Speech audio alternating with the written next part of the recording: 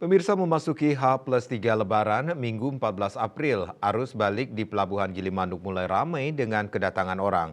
Mayoritas pemudik mengaku mulai beraktivitas Senin 15 April 2024, sehingga mengambil waktu pada akhir pekan ini.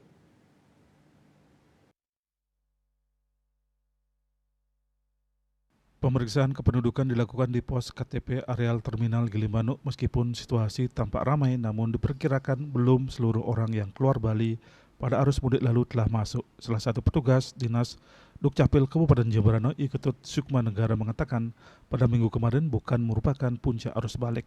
Kedatangan pemudik yang kembali menurutnya tidak terlalu ramai diperkirakan puncak arus balik pada 20 April 2024.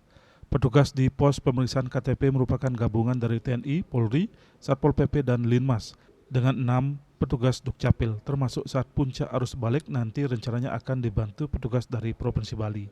Dalam pemeriksaan, petugas memeriksa KTP bagi pemudik yang tidak membawa KTP harus memiliki penjamin.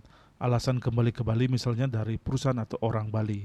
Sementara itu dari data ASDP Cabang Ketapang menunjukkan arus balik dari Pelabuhan Ketapang menuju Gilimanuk sudah mulai terlihat sejak tanggal 11 April 2024 H+1 dan hingga H+2 atau Sabtu 13 April 2024.